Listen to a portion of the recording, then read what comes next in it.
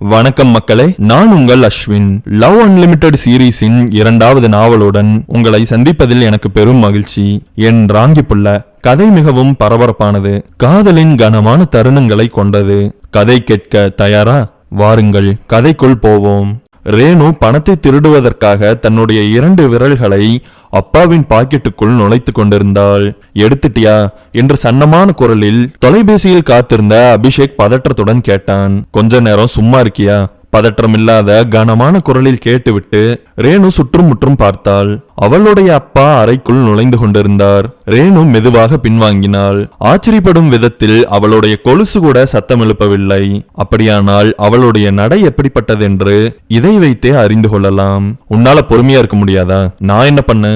ஒரு செகண்ட் நீ பேசாம இருந்திருந்தேனா நான் எடுத்திருப்பேன். இதெல்லாம் வேண்டாம்னு சொன்னா கேக்குறியா?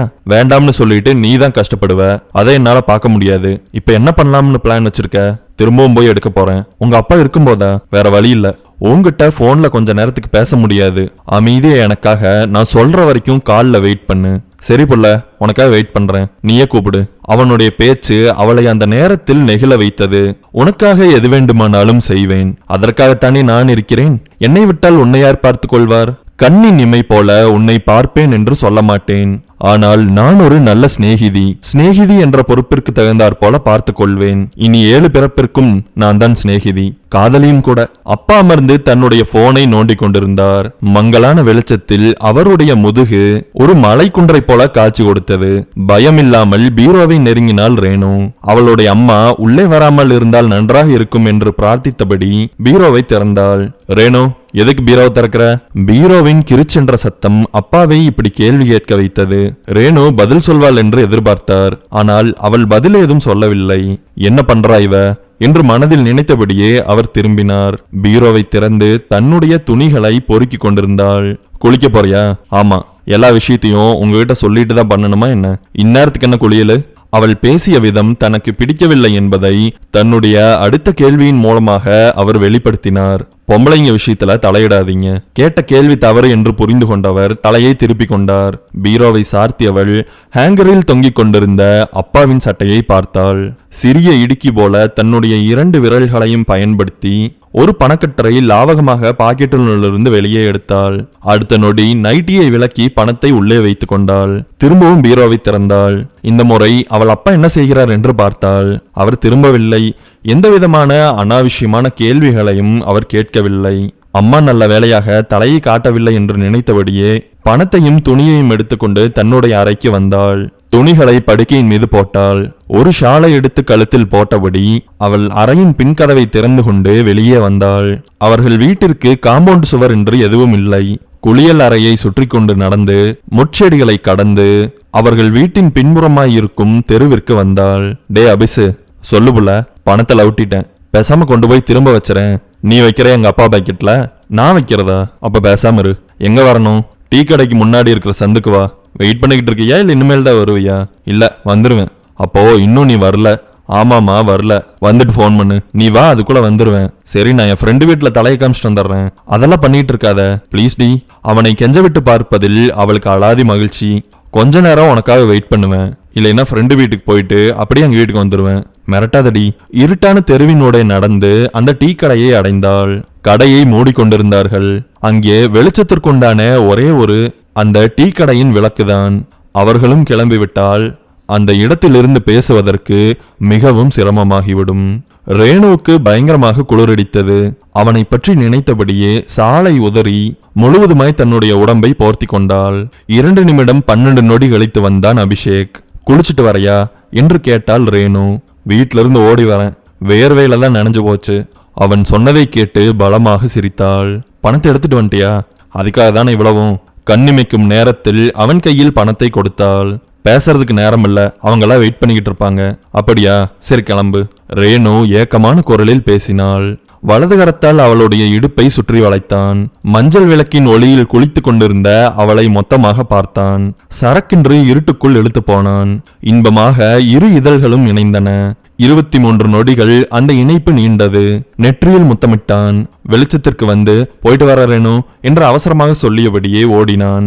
அவன் ஓடி இருளில் மறையும் வரை பார்த்துவிட்டு தொடர்ந்து நடக்க தொடங்கினாள் ரேணு.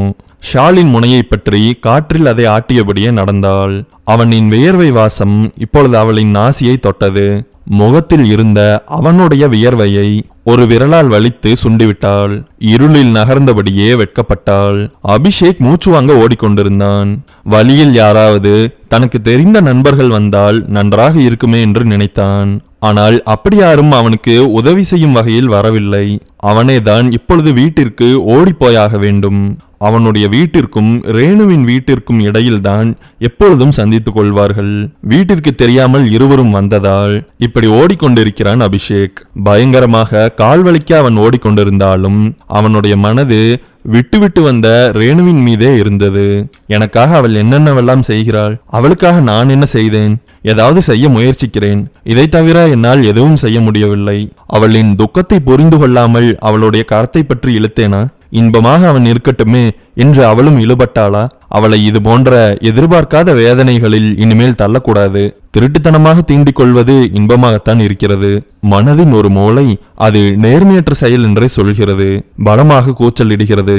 மல்லியின் மொட்டை கை வைத்து பெரிக்க கூடாது, அதுவாக மலர வேண்டும். இனிமேல் முரட்டுத்தனம் கூடாது. மலர் இதழ்களின் மென்மையான தொடுதலைப் போல எங்களுடைய தீண்டல்கள் அமைய வேண்டும் என்று ஆசைப்படுகிறேன்.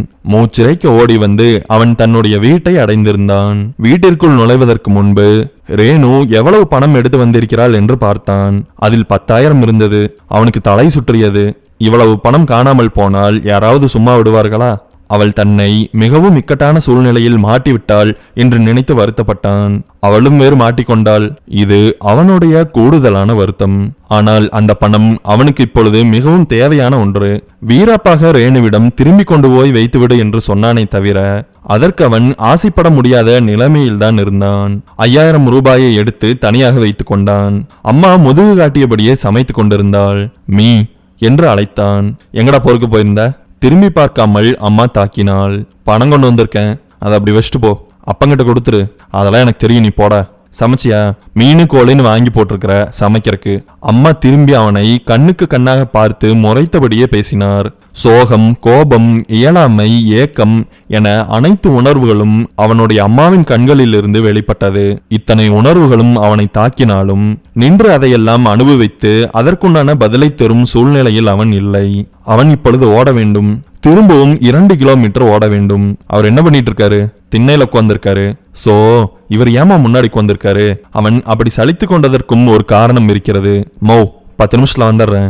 கிளிப்ப முகத்தை தொங்க போட்டபடியே வீட்டை விட்டு வெளியே வந்து பக்கத்து வீட்டின் காம்பவுண்டு சுவரை நெருங்கினான். அது வழக்கத்தை விடவும் மிகவும் உயரமாக இருப்பதாக அவனுக்கு தோன்றியது. ஒரு முறை எம்பி பார்த்தான். காலெல்லாம் வலித்தது. உடல் மூச்சை கூட பலமாக இழுத்து இழுத்து வாங்கியது. வயசாயிருச்சு போல என்று நினைத்தபடியே எப்படியோ கஷ்டப்பட்டு அந்த சோட்டரை தாண்டினான். பக்கத்து வீட்டு பெண் பாத்திரம் கழுவி கொண்டிருந்தாள். அவளுடைய பார்வை இவனை துளைத்தெடுப்பதை போல இருந்தது. திருட்டு பையன், அயோக்கியன், முட்டாள், ஒழுக்கமில்லாதவன் என்று அவளுடைய பார்வை பலவிதமான பெயர்களை அவனுக்கு சூட்டியது. இதில் என்ன வருத்தம் என்றால் ஒரு பெயர் கூட அவனுக்கு ஏற்றதாகவே இல்லை. அவன் தொடர்ந்து ஓடினான். ஏதோ அவன் வீட்டு கதவை திறந்து கொண்டு வெளியே வருவதைப் போல பக்கத்து வீட்டு கதவை திறந்து கொண்டு வெளியே வந்தான். தூரத்தில் இருந்தபடியே அவன் வீட்டு திண்ணையை நோட்டம் விட்டான். அப்பொழுதும் அவனுடைய அப்பா அங்கேதான் அமர்ந்திருந்தார். அவர் அமர்ந்திருப்பதற்கு எதிர் திசையில் ஓடினான். அவனுடைய கைபேசி சினிங்கியது. இந்த ரேணுக்கு எப்ப கூப்பிடணும்னே தெரியாது. அவளை லேசாக திட்டியபடியே அழைப்பை ஏற்றான். ரேணு, நான் திரும்ப ஓடிக்கிட்டு தான் இருக்கேன். தெரியும்டா. அதுல எவ்வளவு இருந்தது? அதை மட்டும் நான் கேட்க மறந்துட்டேன். நீ என்னவே இல்லையா? பணத்தை எண்ணி பார்க்கற நிலைமையிலையா நான் இருந்தேன்? அதுல 10,000 ரூபாய் இருந்தது. என்னது 10,000 ரூபாயா? ஆமா. நீ போனை வைக்கிறியா? என்னால ஓட முடியல. சரிடா. ஏய், கோச்சுக்காத. உனக்கு அந்த பணம் ரொம்ப தேவைன்னா திரும்பவும் கொண்டு வந்து கொடுக்கறேன். வேணாண்டா, நான் எப்படியாவது சமாளிக்கிறேன். இயல்பாக 2 கிலோமீட்டர் பயணித்து அடைய வேண்டிய இடத்தை இப்பொழுது 3 கிலோமீட்டர் சுற்றி கொண்டு ஓடுகிறான் அபிஷேக். அதற்கு காரணம் அவனுடைய அப்பாதான். அவர் இருந்ததால் அந்த வழியை பயன்படுத்த முடியவில்லை. அதற்கும் சேர்த்து வைத்து அவரை திட்டிக் கொண்டேதான் ஓடினான். ரேணு வீட்டை அடைவதற்கு முன்பாக சரியாக அவளை மடக்கி பிடித்தாள் பக்கத்து வீட்டு பெண்மணி. இந்நேரத்துல எங்க போயிட்டு வர? ஃப்ரெண்டு வீட்டுக்கு போயிட்டு வரேன். இந்த ரோட்ல இந்நேரத்துக்கு எல்லாரும் புகை ஊதிட்டு இருப்பாங்க. நீ ஃப்ரெண்டு வீட்டுக்கு போயிட்டு வரையா? இருடி, உங்க அம்மா கிட்ட இப்பவே சொல்றேன், சொல்லிக்கங்க. என்னடி திமிரு பேச்சு பேசுற? நாளையிலிருந்து என் பொண்ணை பார்க்க வந்த, உங்க பொண்ணை நான் எதுக்கு பார்க்க வரேன்? அவதான் காலேஜ் முடிச்சும் கூட இன்னும் என் கூட தொத்திட்டே திரியிறா. பேச்செல்லாம் ரொம்ப நீளுது. நீ என்னென்ன சொன்னையோ அப்படியே உங்க அப்பாட்ட சொல்றேன். அம்மாட்ட தானே சொல்றேன்னு சொன்னீங்க, அப்பாட்ட பேசணும்னு ஆசையா இருக்கா? சி போடி. பேச்சை வேகமாக முடித்துக் கொள்வதற்காக பெரிய கல்லொன்றை உரையாடலின் நடுவில் தூக்கி போட்டாள் ரேணு.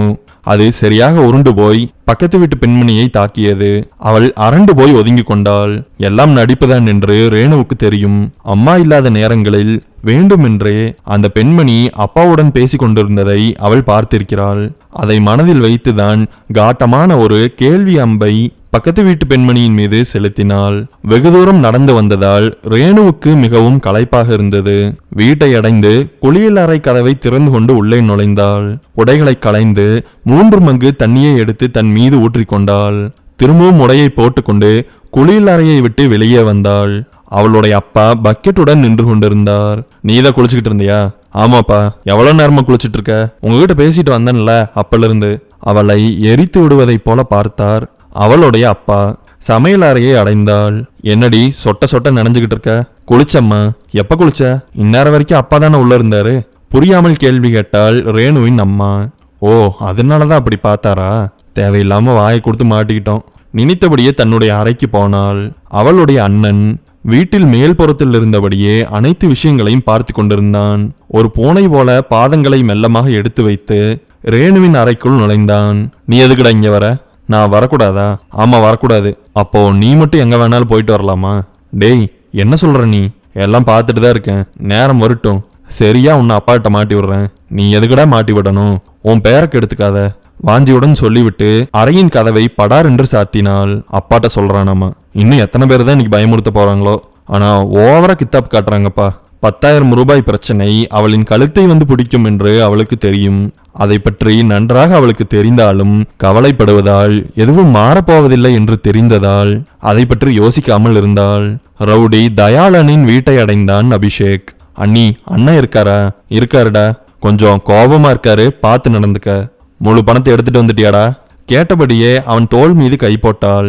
அண்ணி விடுங்க, அண்ணன் பார்த்தாருன்னா ஒன்னும் சொல்ல மாட்டாருடா. நான் முதல்ல பணத்தை கொடுத்துட்டு வந்துடுறேன். கூட உன் ஃப்ரெண்டு இருக்காண்டா. அவன் நகர்ந்த பொழுது அவன் முதுகின் மீது இந்த வார்த்தைகளை தூக்கி போட்டாள் ரவுடி தயாளனின் மனைவி. அங்கே இருப்பது அவனுடைய நண்பன் அல்ல, ஒரு காலத்தில் நண்பனாக இருந்தவன். இப்பொழுது அவன் முழு நேர எதிரியாக இருக்கிறான். அண்ணா, அங்க பாருங்க யார் வந்திருக்காங்கன்னு. காலை டீப்பாயின் மீது வைத்து சோபாவில் நன்றாக சாய்ந்தபடி இருந்த தயாளன் கழுத்தை திருப்பி பார்த்தான். அடா, நம்மளுக்கு பணம் கொடுத்தவரு. எடுத்தவுடன் நக்கலாக பேசினான் தயாளன். அண்ணே வணக்கம்னு. வணக்கம் சொல்றதுக்கு வந்தியாக்கும். பணம் கொடுத்துட்டு போலான்னு வந்தேன். 1 லட்சம் ரூபாயா? அவ்வளவுலாம் உங்ககிட்ட இருக்காதேடா. தெரிஞ்சுதானே பணம் கொடுத்தேன். எப்ப தர? அண்ணா, இப்ப கொடுத்துறேண்ணா. டே அபி, இங்க வாடா. அருகில் அழைத்தான் தயாளன். இங்க வா, நெத்தியில் ஏதாவது எழுதியிருக்கான்னு பாரு. அபிஷேக் மௌனம் காத்தான். எதுவும் எழுதல இல்ல கேனப்பையன் எழுதியிருக்கா? அட நல்லா பார்த்து சொல்லு. இல்லன்னு. இல்ல 10,000 ரூபாய் இன்னைக்கு கொடுத்துருக்கணும். 10,000 ரூபாய் எடுத்துட்டு வந்தியா? 5,000 ரூபாய் இருக்குன்னு. அந்த காசை எடுத்துட்டு போய் உன் பின்னாடியே சுத்திட்டு இருப்பாள்ல, அவட்ட கொடு. இந்த மாதிரி சில்லற காசெல்லாம் என்னால வாங்க முடியாது. ரேணுவை மிகவும் மோசமாக பேசியதும் அபிஷேக் வெகுண்டெழுந்தான். நோ, பணத்தை எடுத்துட்டு வந்திருக்கேன், வாங்கிக்கிறியா? உட்காருடா, அவளை பத்தி கொஞ்சம் பேசணும். அவளை பத்தி நீங்க ஒன்னும் பேச வேண்டாம். பணத்தை வாங்கிக்கங்க. டே கோபால், அதை வாங்கிக்கோ. எவ்வளவு இருக்குதுன்னு எண்ணு. 5,000 ரூபாயில ஒரு நோட்டை உருகிட்டு கொடுத்தாலும் கொடுப்பான். சரியான திருட்டு பையன் இவன். நோ, பார்த்து பேசுனா. நீ எங்க இருக்கீன்னு தெரியுமாடா?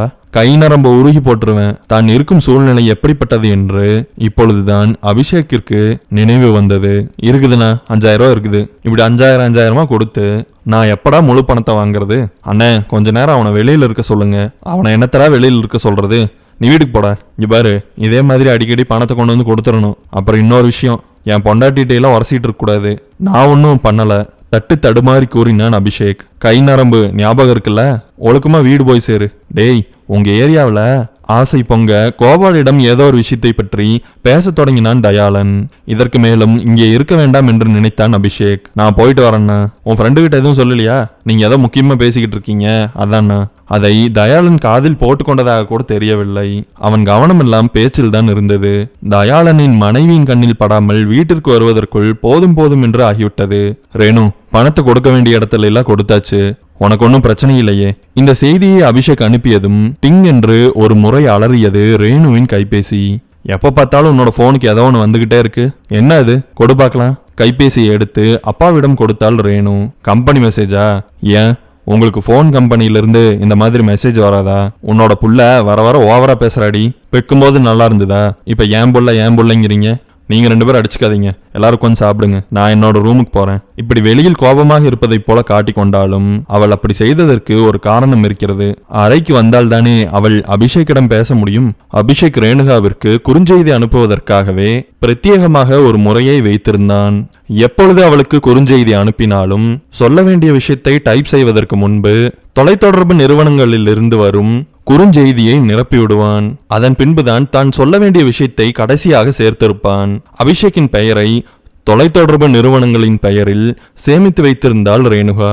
அப்பொழுதுதான் யார் பார்த்தாலும் சந்தேகம் வராது என்பது ரேணுடைய யோசனை. அதை பின்பற்றித்தான் நடந்து கொள்கிறான் அபிஷேக். இப்ப பேச முடியுமா? முடியாது ரேணு. அப்பா என்ன முறைச்சு பார்த்துக்கிட்டு இருக்காரு. உனக்கு ஒன்றும் பிரச்சனை இல்லையே? இல்லைன்னு தான் நினைக்கிறேன். பணம் காணாம போச்சுன்னு கண்டுபிடிச்சாதான் இருக்கு பிரச்சனையே. இரு ரேணு, நான் உங்ககிட்ட அப்புறம் பேசுறேன். என்னோட போனுக்கு ஒரு கால் வருது. அதன் பின்பு அவனிடத்திலிருந்து எந்த விதமான மெசேஜ்களும் வரவில்லை. அண்ணா, இப்பதானே பார்த்துட்டு வந்தேன், எதுக்கு கூப்பிடுறீங்க? நேர்ல வாடா சொல்றேன். நேர்லையாண்ணா? ஏன் சொன்னது காதுல விழுகலையா? இல்லண்ணே, உங்க வீட்டுக்கு நடந்துதான் வரணும். நடந்து வா, இல்ல ஓடி வா, எப்படியாவது வந்து சேரு. நாளைக்கு காலையில வரட்டுமா? நீ ஓவரா பண்ற. இரு, உன்னை என்ன பண்றன்னு பாரு. அண்ணே, சுச்சுவேஷன் புரிஞ்சுக்காம நடந்துக்காதீங்க. எங்க அப்பாவுக்கு தெரியாம தான் நான் வரணும். அப்பவே நான் உங்க வீட்டுக்கு ஓடிதான் வந்தேன். எனக்கு தெரியாது, இன்னும் 10 நிமிஷத்துக்குள்ள நீ என்னோட வீட்டுல இருக்கணும். படக்கென்று ஒரு நூலை அறுப்பதைப் போல உரையாடலை அறுத்தெறிந்தான் தயாளன். இப்போ இவங்க கிட்ட என்னத்த சொல்லிட்டு போறது? ரேணு கிட்டே கேட்கலாம். ஹலோ ரேணு. அவளுக்கு மெசேஜ் அனுப்பினான். என்னடா, நான் இப்ப வீட்டை விட்டு தப்பிக்கணும், அதுக்கு ஒரு ஐடியா சொல்லு. உடனடியாக அவள் ஒரு யோசனையை சொன்னாள். அவள் இப்படித்தான், வேகமாக யோசனை சொல்வதில் அவளை விட்டால் ஆளே கிடையாது. ஐடியா கொஞ்சம் மோசம்தான், ஆனா ரொம்ப ஈஸி. உங்க வீட்டுல தண்ணி வரலன்னு சொல்லிக்கிட்டு இருந்தீல, பக்கத்து ஏரியாவில் தண்ணி வருதுன்னு சொல்லு. குடத்தை எடுத்துட்டு போய் அங்க தண்ணியை புடிச்சு வச்சிரு. 24 மணி நேரமும் அங்க இருக்கிற டேங்க்ல தண்ணி வரும். அங்கிருந்து வேகமா ஓடி போய் தயாள் அண்ணாவை பார்த்துட்டு வந்துரு. திரும்ப வரும்போது குடத்தோட வா. இவளுக்கு மட்டும் எப்படி இப்படி யோசனைகள் எல்லாம் கிடைக்கிறது என்று இன்று வரை அபிஷேக்கால் புரிந்து கொள்ள முடியவில்லை. அம்மா, பக்கத்து ஏரியாவில் தண்ணி வருதான், அந்த மூக்க வீட்டில் போய் பிடிச்சிட்டு வந்துடுறேன். எந்த மூக்க? மொன்ன மூக்க. உனக்கு தண்ணி வேணுமா வேண்டாமா? வேணும்டா, போய் எடுத்துட்டு வந்துடுறியா? கொடு. அம்மா அவனை பற்றி சிறிதும் கூட கவலைப்படாமல் 2 குடத்துடன் வந்தாள். மோ, எதுக்குமா 2 குடம்? தண்ணி சுத்தமா இல்ல. 2 குடத்தையும் நானே இப்படி தூக்கிட்டு வர்றது? பெரிய வீரநாட்டம் பேசிட்டு இருந்த, இதுக்காச்சும் பிரயோஜனப்படு. அசௌகரியம் கலந்த எரிச்சலுக்கு ஆட்பட்டான் அபிஷேக். கொடு, தூக்கிட்டு வரேன். ஆனா ஒரு குடமா தான் எடுத்துட்டு வருவேன். விடியற வரைக்கும் தண்ணி சுமந்துகிட்டே இரு. அவனுடைய அப்பா கேவலமாக அவனை பேசிவிட்டு தொலைக்காட்சியில் கவனமானார். என் ஆசை தங்கச்சி, அவளையும் வர சொல்லு.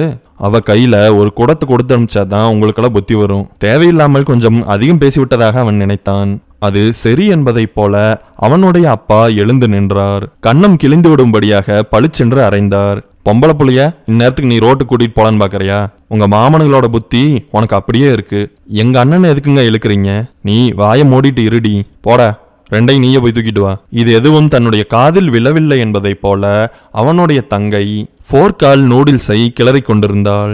அப்பொழுதுதான் அவளுக்கு மட்டும் தனியாக சமைத்திருக்கிறார்கள் என்பது புரிந்தது. குடத்தை தூக்கி கொண்டு இருட்டினுள் புகுந்து வேகமாக ஓடத் தொடங்கினான். அவனுடைய வாழ்க்கையிலிருந்து தூரமாக இப்படி ஓட முடிந்தால் எப்படி இருக்கும் என்ற கற்பனைகளில் மூழ்கியபடியே அவன் ஓடினான். அவனுடைய சுகமான கற்பனைகளுக்கு மத்தியில் சொரசொரப்பான மிகவும் கூர்மையான ஒரு நிஜம் வந்து தாக்கியது. மோசமாக நடந்த நிகழ்ச்சிகள் இது போன்ற சுகமான கற்பனைகளை தாக்குவது இயல்புதான். அது போன்ற ஜீரணிக்க முடியாத ஒரு சம்பவத்தை தான் இப்பொழுது ஓடிக்கொண்டே நினைத்து பார்த்தான் அபிஷேக். ரேணு, ஒரு வண்டி வாங்கலாம்னு இருக்கேன். வண்டியா? சூப்பர்டா. என்ன பிராண்டு? காசு இருக்கான்னு கேட்க மாட்டியா? எவ்வளவு வேணும்? 1 லட்ச ரூபா வேணும். 1 லட்ச ரூபாய்க்கு என்னடா வண்டி எடுக்க போற? ஆட்டோவா? ஆட்டோவெல்லாம் 1 லட்ச ரூபாய்க்கு கிடைக்காது. அப்புறம் என்ன வண்டியை வாங்க போற? ஏதாவது பழைய 4 ஸ்ட்ரோக் வண்டி தான். அதுக்கு 1 லட்ச ரூபா ஆகுமா? நல்ல வண்டியா வாங்கணும்ல. ஏதோ வண்டியை பார்த்து வச்சுக்கிட்டு பேசுற, அது மட்டும் எனக்கு நல்லாவே தெரியுதுடா. ஆனா நீ கேடிடி, எப்படி கண்டுபிடிச்சேனே தெரியல. இப்படி பேசியபடியே அவளை இறுக்கியது அவனுக்கு ஞாபகத்தில் இருக்கிறது. அவனுக்கு ஒரு வண்டி பிடித்து போயிருந்ததால் அதை வாங்க வேண்டும் என்று தலையிலாக நின்றான். 2 லட்ச ரூபாய் வரும் அந்த வண்டியை 1 லட்ச ரூபாய்க்கு வேகமாக விற்றுவிட்டு வேறு ஊருக்கு போவதற்காக ஒரு பணக்காரர் காத்து கொண்டிருந்தார். அவர் கைகால்களில் விழுந்து பணத்தை பிரட்டி கொண்டு வருவதாக இவன் சொல்லியிருந்தான். அவனுக்கு அப்பொழுது வேறு வழி இல்லை. கோபால் சொல்லித்தான் தயாளனிடம் பணம் கேட்பதற்காக போயிருந்தான் அபிஷேக். 1 லட்ச ரூபாயா? அதை வச்சு என்ன பண்ண போற? வாங்கிட்டு ஓடலாம்ங்கிற ஐடியாவா? அண்ணே அப்படிலாம் பண்ண மாட்டேன். இந்த ஊர்ல தான் பல வருஷமா இருக்கேன். உங்க அப்பாவையும் தெரியும், இவங்க அப்பாவையும் தெரியும். நீ புதுசா கதையெல்லாம் சொல்ல வேண்டாம். உங்க அப்பாவுக்கு தெரியாம பணம் வாங்குற, அதுதான் ரொம்பவுமே பிரச்சனைக்குரிய விஷயம். நாளைக்கு நீ பணம் வாங்கலின்னு கை விரிச்சிட்டா? அப்படிலாம் பண்ண மாட்டேன்னு. பணம் வாங்கும்போது பலவிதமா என்கிட்ட பல்லளிச்சிருக்காங்க. அதெல்லாம் பார்த்தவன்டா நானு. நீ எனக்கு காது குத்தாம பணத்தை எனக்கு திருப்பி தந்துருவன்னு எனக்கு ஒரு நம்பிக்கையை மட்டும் கொடு. பணம் ரெடி, வாங்கிட்டு நீ போயிட்டே இருக்கலாம். அண்ணே, நம்ம பையன், எல்லாரும் நம்ம பையதாண்டா. கோபால் இடையில் பேசியதற்கு இப்படி பதிலளித்தான் தயாளன். ஆன்லைன்ல ஃபுட்டு டெலிவரி பண்ணலான்னு இருக்கேன். நம்ம ஊர்லயா? எத்தனை பேரோட ஆன்லைன்ல வாங்கி சாப்பிட்றான்? இப்பதானே கொஞ்சம் கொஞ்சமா அதிகமாயிருக்கு. ஓ, அதுல ஓட்டி பணத்தை கொடுத்துடலான்னு பாக்குற? ஆமாண்ணே. என்னமோ சொல்ற. நான் ஒரு பத்திரம் தரேன், அதுல கையெழுத்து போட்டுட்டு பணத்தை வாங்கிட்டு போ. அண்ணே, அதுதான் பயமா இருக்கு. இந்த மாதிரி விஷயத்துல எல்லாம் நான் கையெழுத்து போட்டதே இல்லைண்ணே. பழகிக்கடா, இது ஒன்றும் பெரிய விஷயம் இல்ல. படிச்சு பார்த்துட்டு கையெழுத்து போடு. ஒரு முட்டாளை போல அதில் என்ன இருக்கிறது என்று படிக்காமல் கையெழுத்து போட்டிருந்தான் அபிஷேக். அதை பற்றி ரேணுகாவிடம் சொன்ன பொழுது வாய்க்கு வந்தபடி கேள்வி கேட்டாள் ரேணு. இப்பொழுது வண்டி ஓட்டி பணத்தையும் எடுக்க முடியாமல், தயாளனுக்கு சொன்ன நேரத்தில் பணம் கொடுக்க முடியாமலும் தவித்து கொண்டிருந்தான் அபிஷேக். இப்பொழுது இதையெல்லாம் நினைத்தபடியே நகர்ப்புறங்களில் கார்களை துரத்தி கொண்டு ஓடும் நாயை போல மூச்சிரைத்தபடியே வியர்த்து வழிந்து தயாளனின் வீட்டின் முன்பு நின்று கொண்டிருந்தான். மெல்லமாய் நடந்து மேல் மாடிக்கு போனான். அவனை மகிழ்ச்சியுடன் வரவேற்றான் தயாளன். சொன்ன மாதிரியே வந்துட்ட? வரமாட்டேன்னு நினைச்சேன். என்னண்ணா பிரச்சனை? ஒன்னும் பிரச்சனை இல்லடா, முதல்ல இங்க வந்து உட்காரு. வெறுப்புடன் தயாளன் முன்பு அமர்ந்தான் அபிஷேக். கோபால் தன்னுடைய துளைக்கும் பார்வையை அபிஷேக்கின் மீது செலுத்தி கொண்டிருந்தான். அந்த பார்வையை தவிர்த்துவிட்டு தயாளன் மீது கவனமானான். எனக்கு நீ தர வேண்டிய 1,00,000 ரூபாய என்று இழுத்தபடியே நிறுத்தி கொண்டான் தயாளன். தர வேண்டாம்னு சொல்ல போறாரோ? அப்படி சொன்னா நல்லா இருக்கும். பெரியதாய் சிரித்தான் தயாளன். அவன் சிரிப்பு அபிஷேக்கை ஏளனப்படுத்துவதாகவும் நீ எல்லாம் ஒரு குப்பை என்று பறைசாற்றுவதைப் போல இருந்தது. நீ சொன்ன மாதிரியே அவன் மூஞ்சிய பார்க்கணுமேடா. நக்கல் தொனிக்க பேசினான் தயாளன். கோபால் உலகிலேயே மிகவும் அருமையான நகைச்சுவையை கேட்டுவிட்டதைப் போல சிரித்தான். கோபாலை புரட்டி போட வேண்டும் என்று அந்த நேரத்தில் நினைத்தான் அபிஷேக். 1,00,000 ரூபாய் கொடுத்துட்டு அதை வேண்டாம்னு சொல்லுவேன்னு எதிர்பார்த்தியாக்கும். அண்ணா, அப்படி இல்ல, நீங்க தானே பேசுறதை நிறுத்திக்கிட்டீங்க. அப்புறம் ஏன்டா முகரக்கட்டை அப்படி போச்சு? பதில் சொல்வதற்கு அபிஷேக் எத்தனிப்பதற்குள் இன்னும் 1 வாரத்துக்குள்ள எனக்கு 1,00,000 ரூபா வேணும். நீ கொஞ்சம் கொஞ்சம் பணம் கொடுத்துருக்க, அதெல்லாம் யானையோட கடவாயில கள்ள உருண்டை வச்ச மாதிரி. நீ 1 வாரத்துக்குள்ள பணத்தை தந்தே ஆகணும். இல்லைன்னா என்ன பண்ணுவேன்னு எனக்கு தெரியாது. உன்ன மாதிரி சப்ப பசங்களுக்கெல்லாம் பணத்தை கொடுத்தது என்னோட தப்பு. போ, பணத்தை தேத்துறதுக்கு என்ன பண்ணலாம்னு யோசிச்சுக்கிட்டே வீட்டுக்கு போ. அபிஷேக்கை சாதித்து விட்ட வெறி கோபாலின் கண்களில் மின்னியது. அபிஷேக் திரும்பவும் தயாளனை பார்க்க வந்ததற்கான காரணமே கோபால் தான். அண்ணே, அவங்கிட்ட எல்லாம் ஏன்னா இறங்கி போறீங்க? அவன் தான் பணத்தை கொடுத்துக்கிட்டு இருக்கானேடா. போங்கண்ணே, ஏன்டா சலிச்சுக்கிற? நீயும் குடிடா, யாரும் பார்க்கலைன்னா குடிக்கிறேன். அதுக்கு முன்னாடி ஒரு விஷயம், அவன் நீங்க நினைக்கிற மாதிரி கிடையாது. டபாய்ஸ்ட்டு ஊரை விட்டு போனாலும் போயிடுவான். என்னடா கள்ள தூக்கி போடுற? நீங்க யாருன்னா உயர்ந்த தலைவனை நேரடியாக பார்த்ததைப் போல கண்களில் அப்படி ஒரு அபிநயத்தை வெளிப்படுத்தினான் கோபால். தெரியலையடா, நீயே சொல்லு. மோசமான ஆட்களை, அதைவிட மோசமான ஆட்கள் கவிழ்க்கும் பொழுது மிகவும் தந்திரமாக பேசுவார்கள். அதில் ஒரு வகையான தந்திரம்தான் அடையாளத்தை கொடுப்பது. நீ எல்லாம் எவ்வளவு பெரிய ஆள் தெரியுமா? உன்னை விட அவன் எவ்வளவு கீழ்மையானவன் என்று தெரியுமா என்று புதிய அடையாளங்களை அனைவருக்கும் தருவதுதான் தந்திரத்தில் மிகவும் மோசமான ஒன்று. நீ ரவுடின, உன்னை பார்த்து பயம் வர வேண்டாம். அவங்ககிட்ட 1,00,000 ரூபாய் வேகமா வசூல் பண்ணுன. 10 ரூபா 12 ரூபாய்ன்னு எப்ப வாங்குறது? அதுவும் சரிதான்டா, அவங்க அப்ப எனக்கு பழக்கம், நேரடியான பழக்கமான. தயாளனின் வாயை கட்டி போட்டான் கோபால். இல்ல, அவனை நல்லா தெரியும். எப்போ ஒரு முறை பணம் கேட்டான், கொடுத்தேன். திரும்ப அதை சொன்ன நேரத்துக்கு கொடுத்துட்டான். ரொம்பவும் நாணயமானவன். அவன் ஏன் கொடுத்தான்? எவன்டா? அதுதான் அபிஷேக்கோட அப்பன். தெரியலையே. அட போங்கண்ணே, உங்க மேல இருக்கிற பயத்தினாலண்ணே. ஓ, அப்படி சொல்றியா நீ? இந்த அபிஷேக் இருக்கானே, அவனுக்கு நான் பல தடவை பணம் கொடுத்துருக்கேன். வாங்கிட்டு டபாய்ச்சிருவான்னா பாத்துக்கங்களேன். இதுல என்ன பெரிய விஷயம்னா, பணத்தை வாங்கவே இல்லைன்னு சாதிப்பான். அப்படியாடா சொல்ற?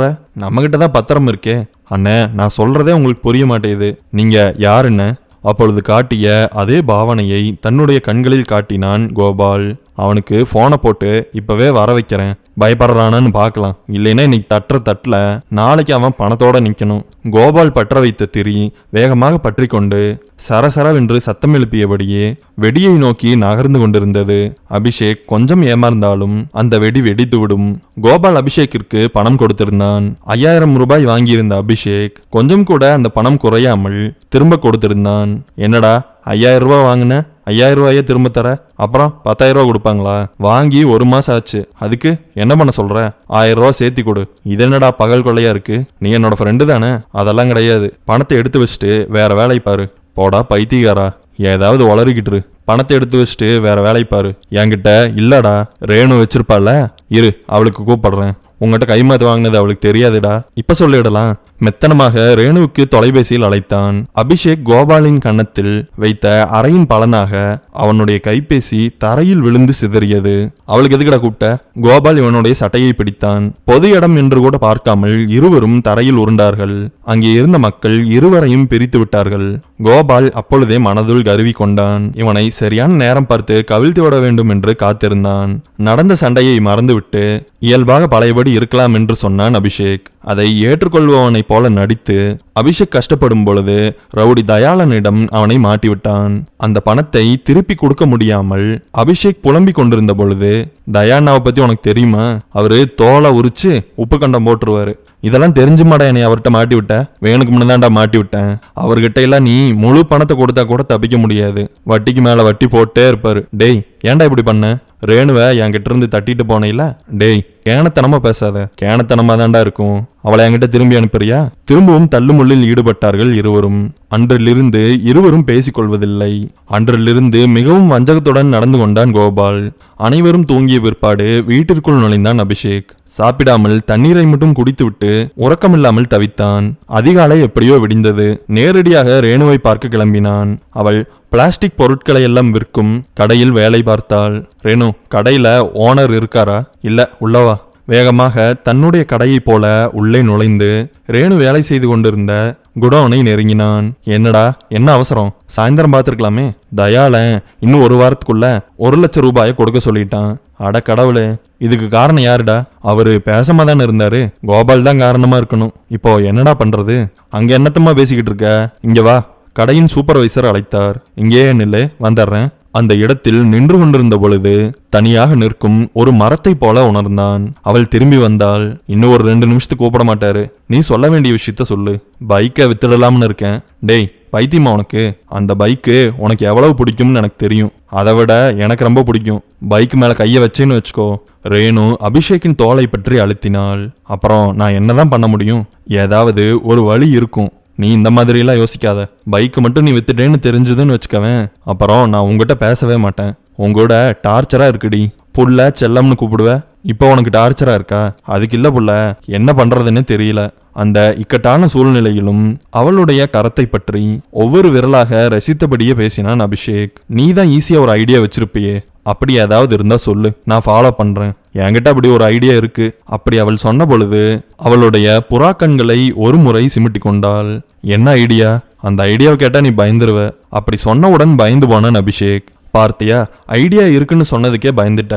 அவள் தன்னுடைய பார்வையை சுற்றும் முற்றும் சுழல விட்டாள். யாரும் இல்லை என்று தெரிந்தவுடன் இறுக்கமாக அவனை கட்டி அணைத்தாள். ஏ புள்ள, என்ன பண்ணிக்கிட்டு இருக்க? வெட்கமும் பயமும் கலந்த குரலில் பேசினான் அபிஷேக். பயப்படாதடா, ரொம்ப சிம்பிளான விஷயம்தான். அவளுடைய மூச்சுக்காற்று அவனுடைய இதழ்களில் மோதி அலக்களித்து கொண்டிருந்தது. நான் இப்போ ஐடியாவை சொல்லுவேன், ஆனா நீ பயப்படக்கூடாது. அவளுடைய கண்களில் இருந்து வெளிப்பட்ட இனம் புரியாத மயக்கத்தால் அவன் இழுக்கப்பட்டான். சொல்லுவுல்ல, என்ன பண்ணணும்? பாத்தியா, இந்த மாதிரி சொன்னாதான் சில விஷயமெல்லாம் புரியும். அந்த விஷயம் என்னன்னா, அவனிடம் நேரடியாக சொன்னால் பயந்து விடுவான் என்று மெல்லமாக ஜவ்வாக விஷயத்தை இழுத்து கொண்டிருந்தாள் ரேணு. ஏ ரேணு, பெண் தன்மை கலந்த ஒரு ஆண் குரல் கேட்டது. அணைப்பிலிருந்து இருவரும் விலகி கொண்டார்கள். அந்த குரலுக்கு சொந்தக்காரன் இருவரையும் நெருங்கினான். ரேணு, என் கூட வா. ரேணு, யாரது? என் கூட வா. அபிஷேக் பேசுவதை கேட்காமல் அழுத்தமாக பேசிக் கொண்டிருந்தான் வந்தவன். காது உனக்கு கேட்குமா கேட்காதா ரேணு? நீங்க யாரு? அவளுடைய பெயரை குறுக்கியெல்லாம் கூப்பிட்டு இருக்கீங்க.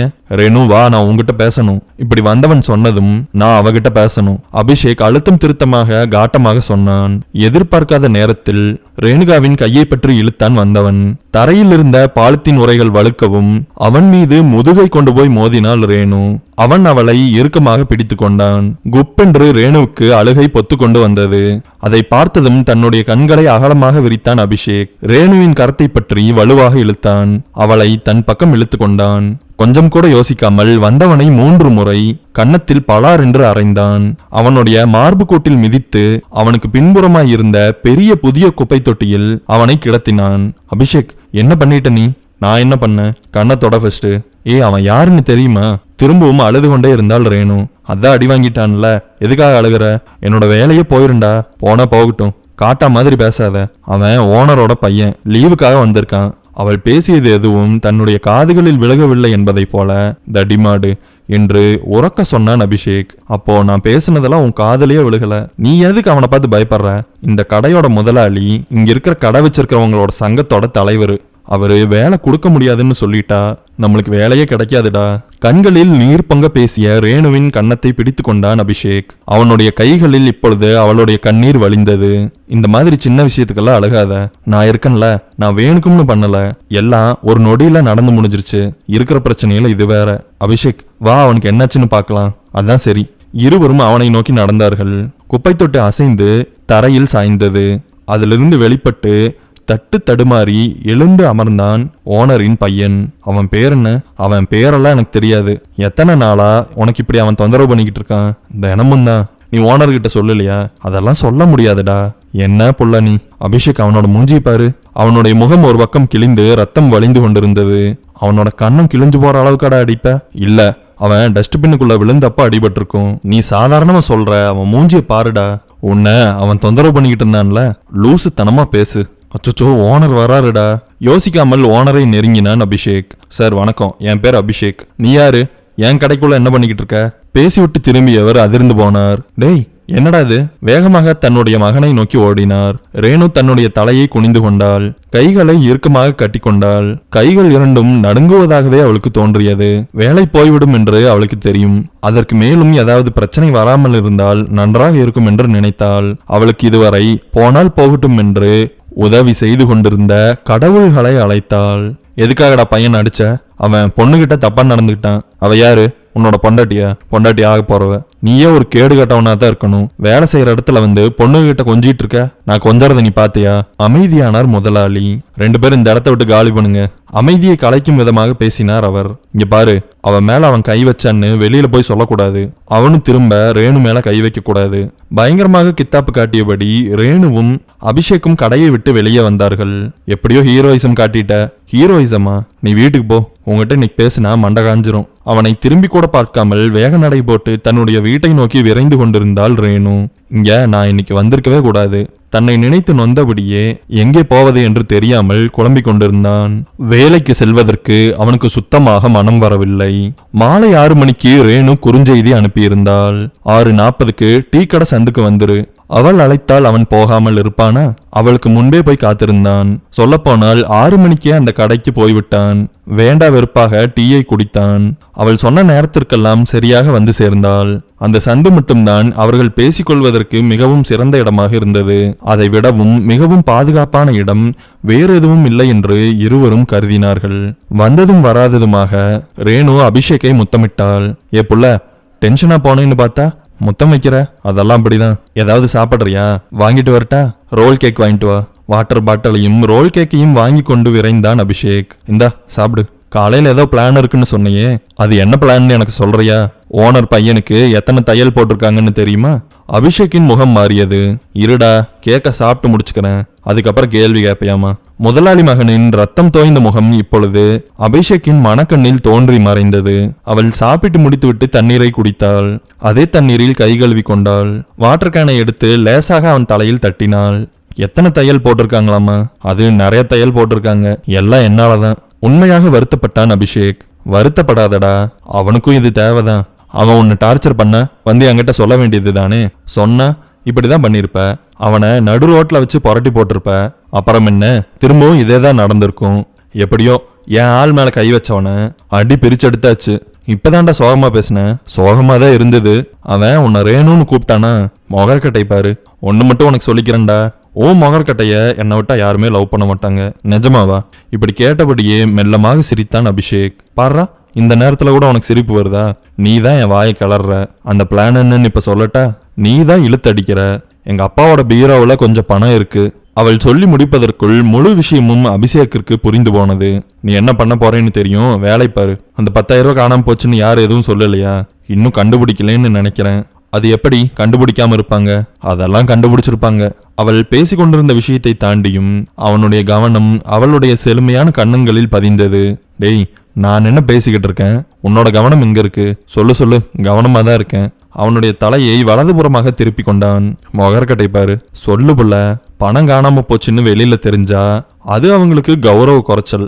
அதனால வெளியில சொல்ல மாட்டாங்க. 10,000 ரூபாய் காணாம போச்சுன்னா விடுவாங்க, விடவெல்லாம் மாட்டாங்க.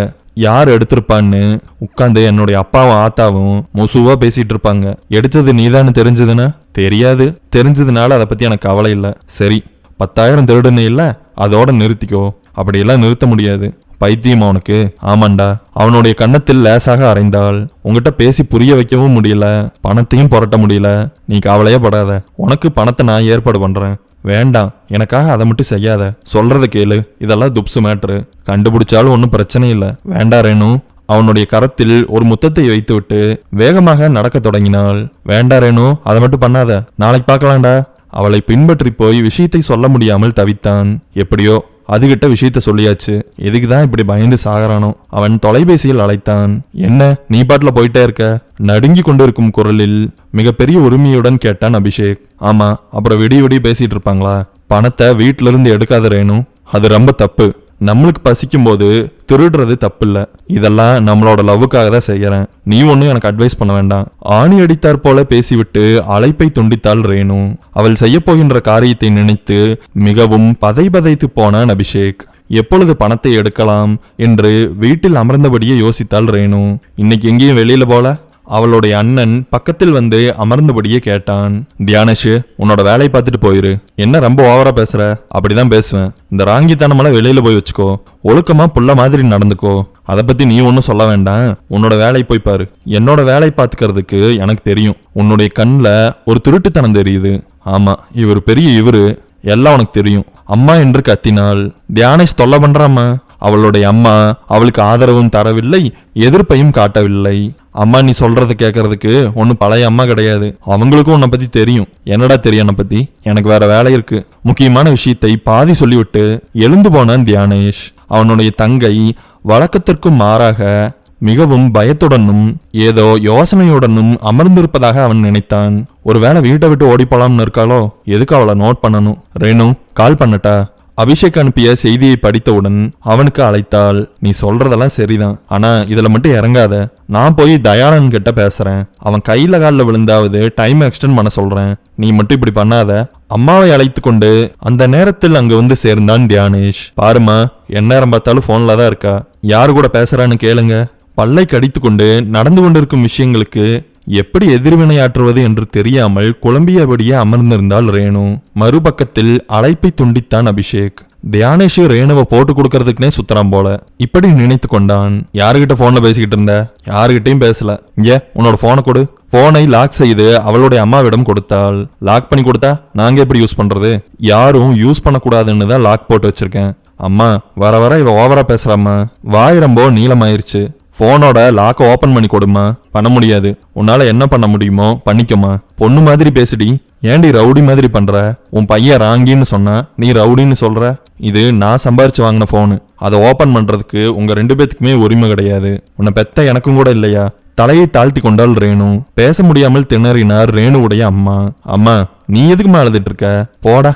சமையல் அறையை நோக்கி நடந்தபடியே ரேணுவை நினைத்து வருத்தப்பட்டார். லாக் ஓபன் பண்ணி கொடு. நீ உன்னோட போனை ஓபன் பண்ணி கொடு. நான் என்னோட போனை ஓபன் பண்ணி தரேன். சரியான ஒரு பதிலடியை கொடுத்தவுடன் மேற்கொண்டு பேசாமல் அங்கிருந்து விலகினான் தியானேஷ். தான் செய்து கொண்டிருப்பது, இனிமேல் செய்ய போவது எல்லாம் சரியா என்று அந்த நேரத்தில் யோசித்து பார்த்தாள். அனைத்து விஷயங்களுக்கும் மேலாக அவளுடைய காதல் தான் அந்த நேரத்தில் மிகவும் பெரியது என்று தோன்றியது. அவளுடைய குடும்பம் ஒரு தலைபட்சமாக நடந்து கொண்டதே அவள் அப்படி யோசிப்பதற்கான காரணமாக அமைந்தது. தியானேஷுக்கு கொடுக்கப்பட்ட மதிப்பு அவளுக்கு எப்பொழுதும் கொடுக்கப்பட்டதில்லை. அவள் ஒவ்வொரு விஷயத்திலும் ஒதுக்கி வைக்கப்படுவதை உணர்ந்திருக்கிறாள். அவளுடைய குடும்பம் அவளை எப்பொழுதுமே பாரமாக பார்ப்பதாக நினைத்தாள். பல விஷயங்களை பற்றி யோசித்தபடியே அமர்ந்திருந்தாள். எல்லாரும் தூங்கினதுக்கு அப்புறம் தான் எந்திரிச்சு வேலை செய்யணும். அந்த பணத்தை எங்க வைக்கிறது? நாளைக்கு போய் பத்திரமா அபிஷேக் அபிஷேக் கிட்ட அதை கொடுக்கணும். அது வரைக்கும் தலைவலிதான். பல விஷயங்களை நினைத்து யோசித்தவள் வெகு நேரம் கழித்து சாப்பிட போனாள். சமையல் அறையில் 2 தோசைகள் இருந்தது. என்னம்மா 2 தோசை தான் இருக்கு? தியானேஷ் அதை கேட்டு சிரித்தான். ரேணு பயங்கரமாக கோபமடைந்தாள். அம்மா, நான் கேட்டுக்கிட்டு இருக்கேன்ல, மாவு தீந்து போச்சு. 10 மணிக்கு திங்கிறதுக்கு வந்தீங்கன்னா உனக்கு என்ன கிடைக்குமோ அதுதான் கிடைக்கும். நல்ல வேளையாக அவளுடைய அப்பா இன்னும் வரவில்லை. ஆதலால் அனைவருக்கும் தோன்றியபடி சண்டையிட்டுக் கொண்டிருந்தார்கள். 2 தோசையை வேண்டா வெறுப்பாக சாப்பிட்டு முடித்தாள் ரேணு. அவளை மட்டும் ஒருதலை பட்சமாக குடும்பம் நடத்துகிறது என்று பறைசாற்ற இது போன்ற சம்பவங்கள் நிறைய இருக்கின்றன. ஆனால் அதை பற்றியெல்லாம் நினைத்து கவலைப்படும் நிலையில் ரேணுகா இல்லை. அவள் தீவிரமாக ஒரு விஷயத்தை பற்றி யோசித்துக் கொண்டிருந்தாள். எப்படி பணத்தை எடுப்பது, அதை எப்படி பத்திரப்படுத்துவது, அதை நாளை காலையில் கொண்டு போய் அபிஷேக்கிடம் எப்படி கொடுப்பது, இந்த 3 விஷயங்களை தவிர வேறு ஒன்றுமே அவளுடைய மூளையில் உதிக்கவில்லை. தட்டை கழுவி கொண்டிருக்கும் பொழுது அவளுக்கு சரியான ஒரு யோசனை வந்தது. நைட்டு அம்மாவும் அப்பாவும் இருக்கிற ரூமை சாத்தி வச்சிருவாங்க. அதுக்கப்புறம் எப்படி போய் பணத்தை எடுக்கிறது? நம்ம என்ன சினிமா படத்துல வர ஏஜென்ட்டா? நினைச்சதையெல்லாம் பண்றதுக்கு ஈஸியா தான் ஏதாவது பண்ணணும். என்ன பண்ணலாம்? அம்மா அப்பா 2 பேருமே இல்லாத நேரம், யாருமே நம்மளை கண்டுக்காத நேரம், ரூமு திறந்திருக்கிற நேரம், ரூம்ல ஆளு இல்லாத நேரம். இந்த நேரம் எப்ப அமையும்? யோசித்து முடித்ததும் சத்தமான தொலைக்காட்சியிலிருந்து கசிந்த இசை அவளுடைய காதுகளை எட்டியது. தன்னுடைய சொந்த வீட்டை கொள்ளையடிப்பதற்கு இதைவிட சிறந்த நேரம் எதுவும் இல்லை என்று அவள் நினைத்தாள். ஒரு கனமான ஷாலை எடுத்து கழுத்தில் போட்டுக்கொண்டாள். அம்மாவும் தியானேஷும் என்ன செய்கிறார்கள் என்று தூரத்திலிருந்து பார்த்தாள். தியானேஷ் தொலைபேசியை பார்த்து கொண்டிருந்தான். அம்மா தொலைக்காட்சியில் மூழ்கி இருந்தாள். ஓசைப்படாமல் நகர்ந்து பீரோ இருந்த அறைக்கு போனாள். பீரோ சாவியை எங்கே வைத்தார்கள் என்று தெரியவில்லை. வெகு நேரம் தேடினாள். இடைவிடாமல் வேகமாக அவளுடைய இருதயம் துடித்து கொண்டே இருந்தது. கடைசியாக அவள் சாவியை கண்டுபிடித்தாள். பீரோவை திறந்து லாக்கரை திறப்பதற்கு முன்பாக தன்னை சுற்றி எல்லாம் சரியாக இருக்கிறதா என்று பார்த்து கொண்டாள். லாக்கரை திறந்த பொழுது அதில் 2 கட்டு பணமும் சில தங்க நகைகளும் இருந்தது. நகைகளை எடுத்துவிட்டால் கண்டுபிடிப்பதற்கு நாளாகும் என்று யோசித்தாள். ஆனால் நகையை கொண்டு போய் பணமாக மாற்றுவதற்குள் பெரிய சிரமம் ஏற்படும் என்று தெரிந்து வைத்திருந்ததால் நகையை வேண்டாம் என்று புறம் தள்ளிவிட்டு பணத்தை எடுத்துக்கொண்டாள். பணத்தை எடுத்த பொழுது அவளையும் அறியாமல் கைகள் நடுங்கின. தன்னுடைய சொந்த குடும்பத்திற்கு துரோகம் செய்வதை போன்ற உணர்வு அவளை தாக்கியது. அவள் துரோகம்தான் செய்து கொண்டிருக்கிறாள். அதில் எந்தவிதமான சந்தேகமும் அவளுக்கு இல்லை. அவள் தன்னுடைய காதலுக்காக எது வேண்டுமானாலும் செய்யும் நிலைமையில் இருந்தாள். தான் ஒரு முட்டாள்தனமான பெண்ணில்லை என்று அவளுக்கு தெரியும். காதலனுக்காக லட்சக்கணக்காக வீட்டிலிருந்து பணம் எடுத்து தரும் அளவு அவள் ஒன்றும் மூளை குழம்பியவள் அல்ல. அபிஷேக்கை பற்றி முழுமையாக அவள் புரிந்து வைத்திருந்தாள். 2 வருடம் முழுமையாக அவனை பற்றி தெரிந்து கொண்ட பிற்பாடுதான் அவனை அவள் காதலிக்கவே தொடங்கினாள். பணத்தை எடுத்துக்கொண்டு தன்னுடைய அறைக்கு வந்தாள். யாருமே தன்னை பார்க்கவில்லை என்ற விஷயத்தை ஊர்ஜிதப்படுத்திக் கொண்டாள். பணத்தை எடுத்து பழைய செல்போன் பாக்ஸுக்குள் வைத்தாள். அதை இருந்த இடத்திலேயே சாதாரணமாக வைத்துவிட்டு கட்டிலில் படுத்துக்கொண்டாள். முத்து முத்தான வியர்வை அவளுடைய நெற்றியில் வழிந்து கொண்டிருந்தது. உனக்காக எது வேண்டுமானாலும் நான் செய்வேன். என் வாழ்நாள் நெடுகிலும் உன்னை பின்தொடர ஆசைப்படுகிறேன். இதுவரை நான் நிறைய கயவர்களை பார்த்திருக்கிறேன். இதில் சாபம் என்னவென்றால் நானும் ஒரு கயவனாகிவிட்டேன். காதலனே, எனக்கு அதை பற்றி கவலை இல்லை. நான் உன்னை காதலித்துக் கொண்டிருக்கிறேன். அதுவே எனக்கு முக்கியம். அதுதான் என்னை உயிரோடு வைத்திருக்கிறது. 2 முறை வீட்டிலிருந்து திருடியதற்காக அபிஷேக்கும் கூட தன்னை மிகவும் மோசமானவனாக நினைத்து விடுவானோ என்று நினைத்து வருந்தினாள் ரேணு. அவள் ஒன்றும் பிறவி திருடி இல்லை. அவனுக்கு இந்த நேரத்தில் பணம் எவ்வளவு முக்கியம் என்று அவளுக்கு தெரியும். அதை கொடுத்தால் அவனுடைய வாழ்க்கை மாறும். அவன் உழைப்பதற்கு தயாராக இருக்கும் இளைஞன் என்று அவளுக்கு தெரியும்.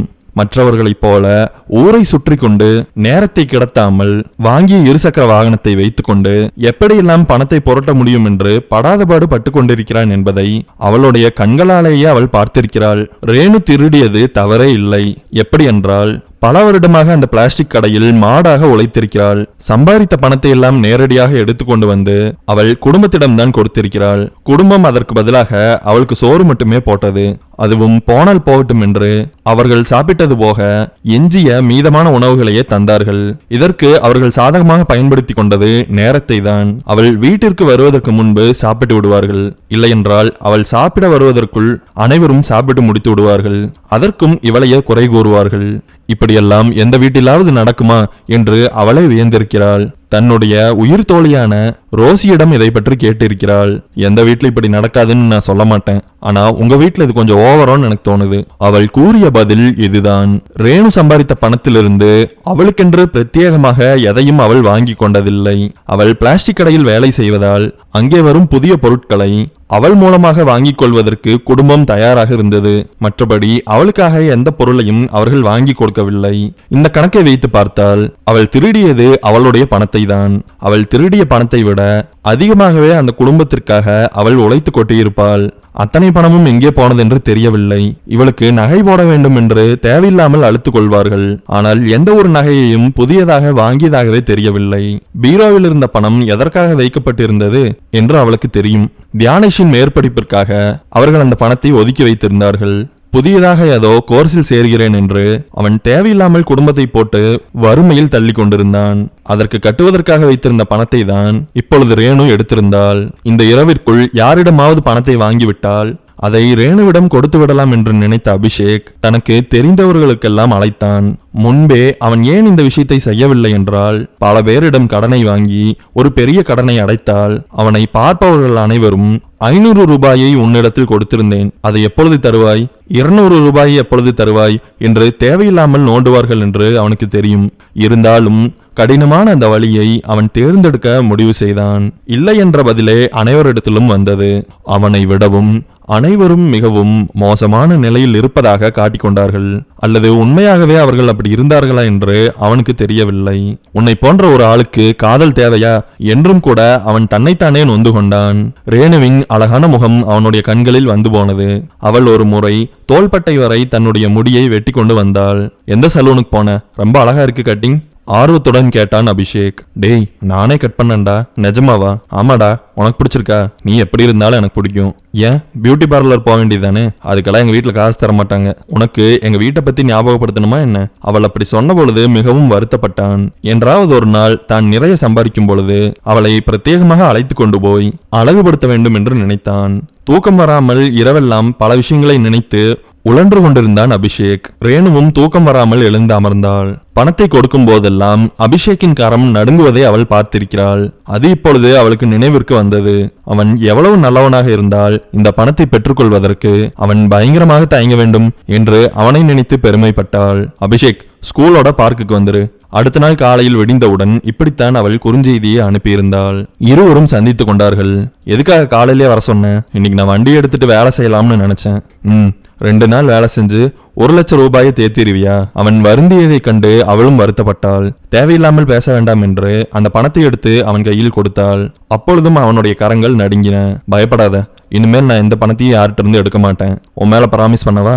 அதெல்லாம் வேண்டாம். வேண்டாம் ரேணு, எனக்கு இந்த பணத்தை பார்த்தா பயமா இருக்கு. கொண்டு போய் ஃபர்ஸ்ட் தயாளன் வீட்டுல கொடுப்போம், பிரச்சனையை முடிப்போம், அதுக்கப்புறம் பார்த்துக்கலாம். இருவரும் தயாளனின் வீட்டிற்கு போனார்கள். தான் மட்டும் அந்த வீட்டிற்கு போகிறேன் என்று அடம் பிடித்தான் அபிஷேக். அதை காதில் வாங்கி கொள்ளாதவள் அவனுடன் புறப்பட்டாள். வரவேற்பறையில் தயாளனின் மனைவி மட்டுமே இருந்தாள். என்னடா காலங்காத்தால வந்திருக்க? சொல்லியபடியே அவன் அருகில் வந்து நின்றாள். இன்னும் கொஞ்சம் அழுத்தம் திருத்தமாக சொல்ல வேண்டும் என்றால் மிகவும் அருகில் வந்து நின்றாள். ரேணுகாவிற்கு உடம்பெல்லாம் கூசுவது போல் இருந்தது. அண்ணா இருக்காரா? இது யாருடா? என்னோட ஃப்ரெண்டு. ரேணுகாவின் முகம் மாறியது. அப்படியா என்று ஒரு மாதிரி அவனை பார்த்துவிட்டு, அண்ணன் மேலதான் இருக்காரு, போ, அவளை மேல கூட்டிட்டு போகாத, நான் இந்த சிட்டு கூட பேசிட்டு இருக்கேன். ரேணுகாவை பார்த்து கண்ணடித்தாள் தயாளனின் மனைவி. இதயம் படபடக்க மாடிப்படிகளில் ஏறினான் அபிஷேக். அண்ணா, நீங்க சொன்ன பணத்தோட வந்திருக்கண்ணா. வரமாட்டேன்னு நினைச்சேன், பணத்தை கொடு. தேவையில்லாமல் ஏதாவது உளறுவான் என்று நினைத்தான் அபிஷேக். ஆனால் தயாளன் அப்படி எதுவும் செய்யவில்லை. பணம் வாங்குவதில் மட்டும் குறியாக இருந்தான்.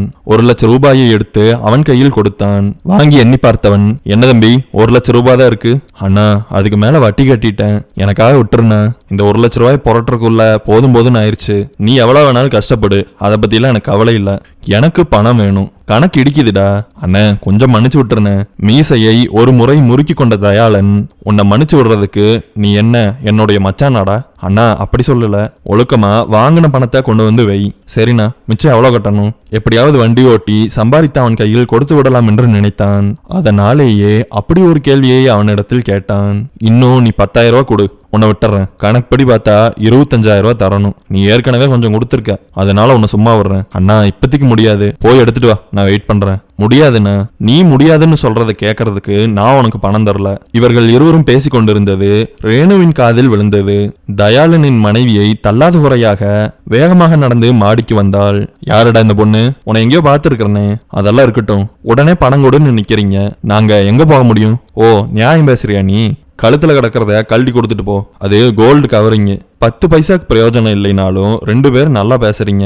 அபிஷேக் ரேணுவிடம் திரும்பினான். இயலாமை கலந்த கோபத்துடன் பேசினான். நீ எதுக்கு மாடிக்கு வந்த? அவர் ஏன் ஓவரா பேசிட்டு இருக்காரு? டைம் கொடுத்தா தானே பணம் கொடுக்க முடியும். இன்னொரு 10,000 ரூபாய் தானுங்க. இன்னும் 1 வாரம் டைம் கொடுங்க, நாங்க உங்களுக்கு கொடுத்துட்றோம். பேச்சு மாற மாட்டியே? பேச்ச மாறுறதுக்காக நான் ஒன்னும் பேசல. சரி, 1 வாரம் உன்னோட முகத்துக்காக தரேன். 2 பேரும் கிளம்பிருங்க. நீங்க முன்னாடி நிக்க என்னால கோபத்தை பொறுத்துக்கவே முடியல. நான் வரேன்னா. ஆனா பொண்ணே, நீ ஓவரா பேசிட்ட. அதுக்கு உண்டானத நீ அனுபவிக்க தான் போற. நீயும் சேர்த்தி தாண்டா அனுபவிக்க போற. அண்ணா, என்னன்னா இது? நீ எதுக்காக அவர்கிட்ட கெஞ்சிக்கிட்டு இருக்க? அவர் இன்னும் 1 வாரம் டைம் தரேன்னு சொல்லியிருக்காருல, அதுக்குள்ள நாம பணத்தை ரெடி பண்ணி அவர்கிட்ட கொடுத்துடலாம். எங்க இங்க வந்து பாருங்க. என்னத்த காலங்காத்தால பார்க்க சொல்லிக்கிட்டு இருக்க? இந்த ரேணு எங்க போனா? பீரோவின் லாக்கரை அகலமாக திறந்து பார்த்தார் ரேணுவின் அப்பா. அதிர்ந்து போனார். இதுக்குள்ள வச்சிருந்த பணம் எங்கடி? தெரியலைங்க.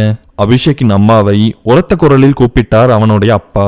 இங்க ஒரு 20,000 ரூபாய் வச்சிருந்தேன், நீ பாத்தியா? நான் பார்த்தம்பா. அபிஷேக்கின் தங்கை எழுந்து வந்தாள். ராஜாத்தி, அந்த பணம் எங்க? எங்கேயாவது எடுத்து வச்சிட்டியா? இல்லப்பா, அண்ணன் தான் எடுத்துட்டு போச்சு. ஆம், அபிஷேக்கும் தன்னுடைய வீட்டிலிருந்து பணத்தை திருடி இருந்தான். அது மிகவும் கேவலமான செயல் என்று அவனுக்கு தெரியும். அதை செய்யும் பொழுது அவனுடைய கை நடுங்கியது. இதயம் வேகமாக துடித்தது. நீ எல்லாம் ஒரு மனிதனா? இன்று மனம் கேள்வி கேட்டது. இதையெல்லாம் தாண்டித்தான் அந்த 20,000 ரூபாயை எடுத்திருந்தான். ஆபீஸ்ல கொடுக்க வேண்டிய பணம் இந்த நாய் எடுத்துட்டு போயிருச்சு. வரட்டும், தோலை உரிச்சு தொங்க விடுறேன். ஒன்னும் வேண்டாங்க, நான் அவங்கிட்ட பேசி வாங்கி தரேன். வாங்கி தருவ, திரும்பவும் அவன் திருடுவான், திரும்பவும் வாங்கி தருவியா? இவனுக்கெல்லாம் சூடு போட்டாதான் சரியா வரும். தண்டமா சுத்திட்டு இருக்கான்னு பார்த்தா இப்ப பணத்தையும் திருட ஆரம்பிச்சிட்டானா? அப்படி இல்லைங்க, நீ தாண்டி அவனுக்கு செல்லம் கொடுக்கற. சொல்லடி, நீங்க 2 பேர் சேர்ந்து பணத்தை எடுத்தீங்களா? இல்லைங்க, அவன் மட்டும் இன்னைக்கு வரட்டும், ஒன்று இல்லைன்னு பண்ணிடுறேன். வேண்டாங்க, எப்படியாவது நான் பணத்தை வாங்கி கொடுத்துட்றேன். நீங்க ஆபீஸுக்கு போங்க. எப்படி ஆபீஸ் போக முடியும்? பணத்தை இன்னைக்கு வேணும்னு கேட்பாங்க, எப்படி கொடுக்கறது? ஆபீஸ்ல இருக்கிற எல்லாத்தையும் விட்டுட்டு என்கிட்ட பணம் கொடுத்துருக்காங்கன்னா அதை நான் நல்லபடியா பாத்துக்கொண்டு தானே கொடுத்துருக்காங்க. என்னுடைய பையன் பணத்தை எடுத்துட்டு போயிட்டான்னு சொன்னா எல்லாரும் என்ன நினைப்பாங்க? துக்கம் தொண்டையை அடைக்க பேசாமல் நின்று கொண்டாள் அபிஷேக்கின் அம்மா. என்ன செய்வது என்று தெரியாமல் அழத் தொடங்கினார். அபிஷேக் வீட்டிற்கு வந்தால் அவனை அடித்து வீழ்த்த வேண்டும் என்ற வெறியுடன் காத்து கொண்டிருந்தார் அவனுடைய அப்பா. டே கோபாலு, முக்கியமான ஒரு இடத்துக்கு போகணும், வரையா? வரேன்னு. எங்க? அந்த அபிஷேக் இருக்கானே, அவனுக்கு ஒரு பொண்ணு மேல லவ்ஸ் தெரியும்னு. அவ பேர் ரேணு. அந்த ரேணு இருக்காளே, அவ எனக்கு தெரிஞ்சவனோட பொண்ணு. அடடா, அப்படியானே? இப்ப நம்ம அவங்க வீட்டுக்கு தான் போறோம். பெரிய கார் ஒன்று வாசலின் முன்பு வந்து நின்றதும் ரேணுவின் வீட்டில் இருந்தவர்கள் திகைத்து போனார்கள். தயாளன் கும்பிடு போட்டபடியே வீட்டிற்குள் நுழைந்தான். நல்லா இருக்கிறியா? என்ன ஞாபகம் இருக்குதா? ரேணுவின் அப்பாவை பார்த்து கேட்டான். ஞாபகம் இருக்குது, உட்காரு. உட்காரதுக்கெல்லாம் நேரம் இல்ல. என்கிட்ட ஒருத்தன் கடன் வாங்கியிருந்தான். அவன் பேர் அபிஷேக். 1 லட்சம் ரூபாய் வாங்கியிருந்தான். அதை திருப்பி கொடுத்துட்டான். வட்டி யாரா அவங்க ஒப்பனா கொடுப்பான்னு கேட்டதுக்கு அவன் பதில் சொல்லியிருக்கணும். ஆனா அவன் அப்படி பண்ணுனானா? அப்படி அவன் பண்ணல. உன்னோட பொண்ணை விட்டு என்ன மானாவரிய கேள்வியாக்க வச்சான். இதுக்கு யார் பதில் சொல்லுவா? நீ தானே சொல்லணும். என்ன மன்னிச்சுக்கோதையா. உடனடியாக மன்னிப்பு கேட்டார். நீ மன்னிப்பு கேட்கறதுக்காக நான் ஒன்னும் உங்ககிட்ட உண்மையெல்லாம் சொல்லல. குழந்தை பார்த்து பத்திரமா வளர்த்துன்னு சொல்லிட்டு போலான்னு வந்தேன். அப்போ நான் வரட்டா? வேகமாக எழுந்து வந்ததடமே தெரியாமல் கிளம்பி விட்டான் தயாளன். பாத்தியாடி, வீட்டு வாசல் படி ஏறி உன் பொண்ணை ஒழுக்கமா வளர்த்துன்னு சொல்லிட்டு போறான். அவ நைட்டிய போட்டுக்கிட்டு நடையோ நடன்னு நடந்தப்பவே நினைச்சேன். அது மட்டும் இல்லாம திருட்டு மொழி. இன்னைக்கு பணத்தையும் திருடிட்டு போயிட்டா. இதுக்காக தான் திருடி இருக்கா, புரிஞ்சுதா? இன்னைக்கு வரட்டு அவ. இரு வீடுகளும் இருவருக்காகவும் காத்திருந்தது. ஆனால் இருவரும் வீட்டிற்கு போகவில்லை. தயாளன் நேரடியாக அபிஷேக்கின் வீட்டிற்கு போனான். வணக்கம்பா, என்கிட்ட இப்பெல்லாம் கடனே வாங்குறது இல்ல. அண்ணா, நீங்களா? என்ன புதுசா இந்த பக்கம் வந்திருக்கீங்க? அது ஒண்ணும் இல்லையப்பா, உன்னுடைய பையன் என்கிட்ட பணம் வாங்கியிருந்தான். எப்ப வாங்கியிருந்தான்? அது வாங்கி ரொம்ப நாள் ஆச்சு. கொடுத்துட்டான், எல்லா பணத்தையும் கொடுத்துட்டான். ஆனா வட்டி யாரு கொடுப்பா? வட்டிய வாங்கலான்னு பார்த்தா ஆளே கண்ணுக்கு தட்டுப்பட மாட்டேறான். அவன் வீட்டுல இருந்தா வர சொல்லுங்க. அவன் வீட்டுல இல்ல. அப்படியா? அந்த பொண்ணு இங்க இருக்கா? எந்த பொண்ணு? ஒண்ணு இல்ல, நான் கிளம்பிட்டா. உன் புள்ள வந்தான்னா வட்டியை மட்டும் கொடுக்க சொல்லிரு. அபிஷேக்கை பற்றியும் ரேணுவை பற்றியும் மிகவும் தெளிவாக அவர்களுடைய குடும்பத்திடம் போட்டு கொடுத்தான் தயாளன். அபிஷேக்கின் அப்பா வீட்டிற்குள் ஆவேசமாக நுழைந்தார்.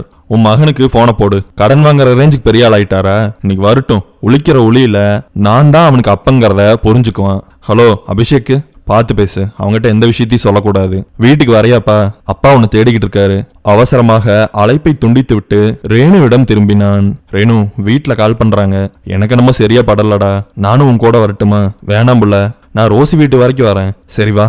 இருவரும் ரோசியின் வீடு வரைக்கும் ஒன்றாக போனார்கள். அதன் பின்பு அபிஷேக் தன்னுடைய வீட்டிற்கு போனான். அபிஷேக்கின் வீட்டில் சத்தமாக பேசினால் கூட ரோசியின் வீட்டில் அது கேட்கும். அந்த அளவு நெருக்கமாகவும் அதே நேரத்தில் அபிஷேக் வீட்டிற்கு அடுத்த தெருவிலும் இருந்தது ரோசியின் வீடு. ரோசியின் வீட்டிற்கு வர வேண்டும் என்றால் ஒரு தெருவை சுற்றி கொண்டுதான் வர வேண்டும். ரோசியின் வீட்டினுள் பதற்றத்துடன் நுழைந்தாள் ரேணுகா. மழை வலுத்து பெய்ய தொடங்கியது. 4 நிமிடம் கழிந்தது. ரோசியுடன் சாதாரணமாக பேச ரேணு முயற்சி செய்து கொண்டிருந்தாள். அப்பொழுதுதான் அந்த அலறலை கேட்டாள். மழையை கிழித்து கொண்டு தெளிவாக அபிஷேக்கின் அலறல் அவளுடைய காதை எட்டியது. தலைதெறிக்க அபிஷேக்கின் வீட்டை நோக்கி ஓடினாள் ரேணு. வாழ்க்கையில் அவள் இவ்வளவு வேகமாக ஓடியதே கிடையாது. வேகமாக ஓடியதால் அவளுக்கு மூச்சிறைத்தது. அதனோடையே அந்த காட்சியை பார்த்தாள். அபிஷேக்கின் கழுத்தில் பலமாக மிதித்து கொண்டிருந்தார் அவனுடைய அப்பா. ரேணு ஒரு தோட்டாவைப் போல அவரின் மீது பாய்ந்தாள். அவர் நிலை தடுமாறி சேற்றினில் விழுந்தார். அவர் எழுவதற்குள் அவள் எழுந்து கொண்டாள். வீட்டின் ஒரு ஓரத்தில் கிடந்த பெரிய கட்டையை எடுத்துக்கொண்டாள். எழுந்தவர் வேகமாக அபிஷேக்கின் கழுத்தில் தொடர்ந்து மிதித்து கொண்டே இருந்தார். இன்னும் ஒரு மிதி வாங்கினால் கூட தான் இறந்து விடுவோம் என்று நினைத்தான் அபிஷேக். பயங்கரமாக வலித்தது. மூச்சு விட முடியவில்லை. 5வது முறையாக மிதிப்பதற்காக காலை தூக்கிய பொழுது பெரிய கட்டையை எடுத்து அவரின் தோலை தாக்கினாள் ரேணு. அந்த அடி மிகவும் பலமானதாக இருந்தது. தன்னுடைய காதலன் இறந்து போய்விடக்கூடாது என்பதற்காக அவள் மிகவும் பலமாக அடித்திருந்தாள். அபிஷேக்கை அடிப்பதற்காக அவர் திரும்பவும் நெருங்கினார். இப்பொழுது பெரிய கட்டையை எடுத்து ரேணு அவரின் முட்டியை பதம் பார்த்தாள்.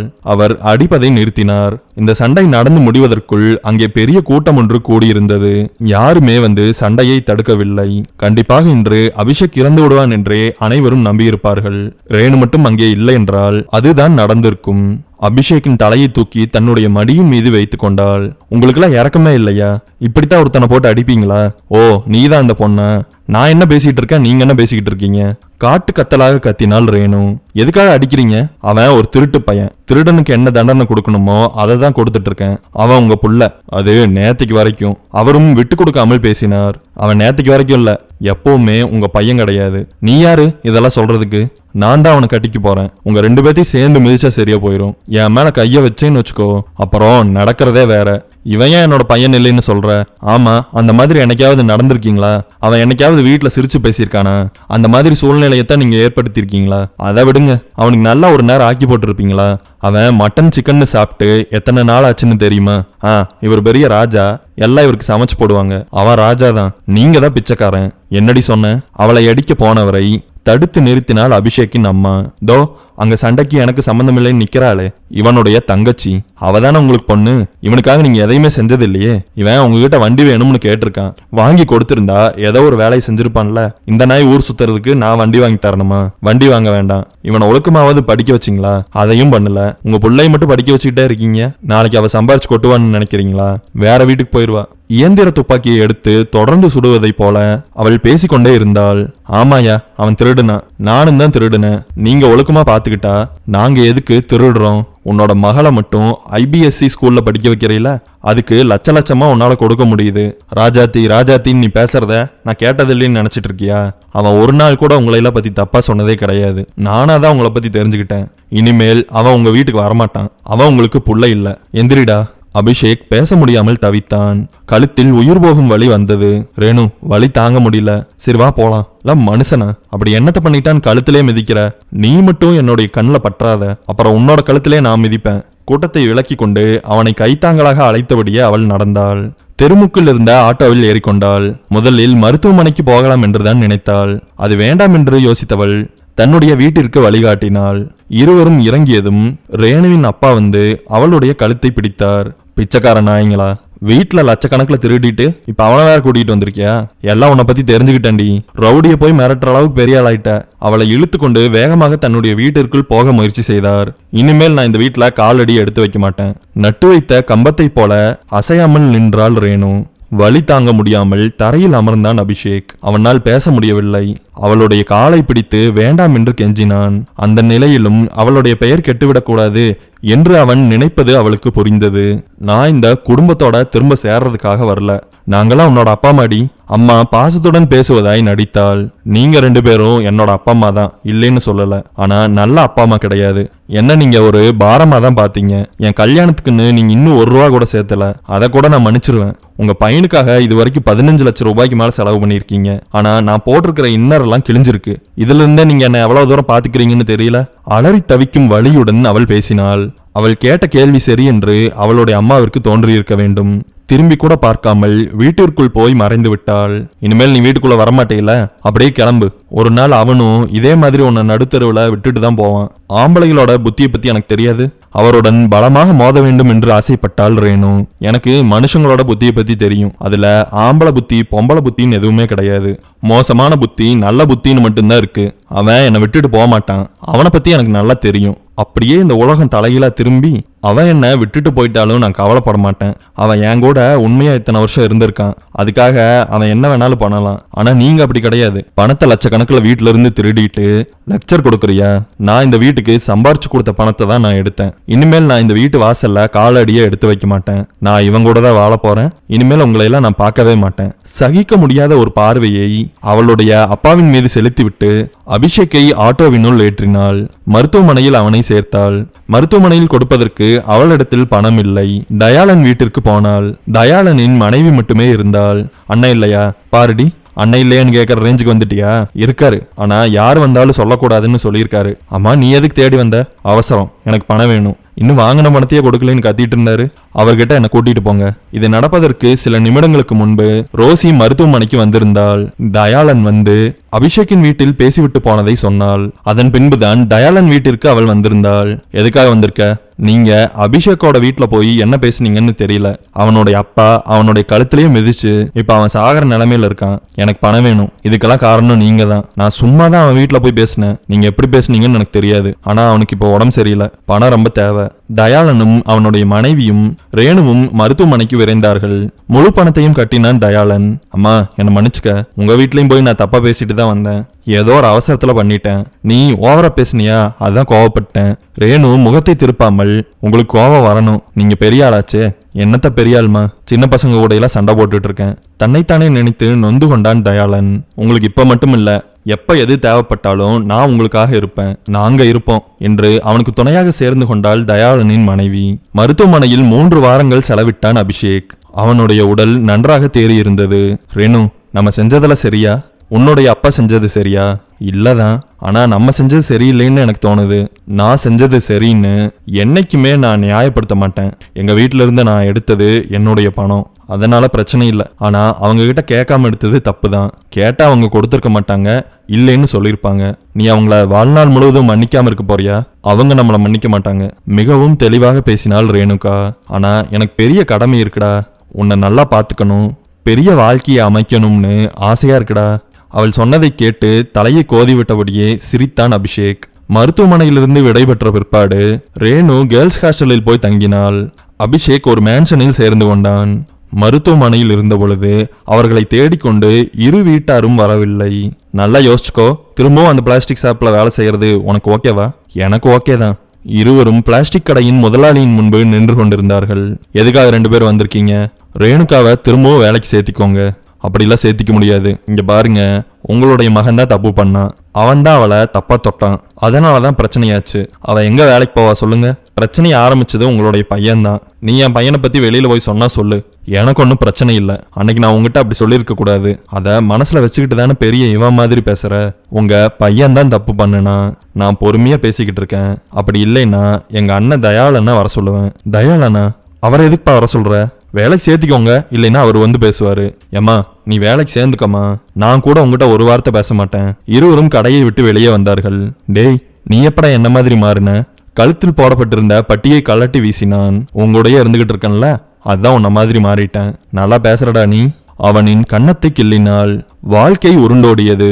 ஒரு நாள் மனம் நிறைந்த காதலுடன் அபிஷேக்கும் ரேணுகாவும் இருசக்கர வாகனத்தில் சென்று கொண்டிருந்தார்கள். அவனை பின்புறமாக இருந்தபடியே இறுக்கமாக அணைத்திருந்தாள் ரேணு. மூச்சு விட முடியல. கொஞ்சம் கையை ஃப்ரீயா விடு. ஆனால் அவள் பிடியை தளர்த்தவில்லை.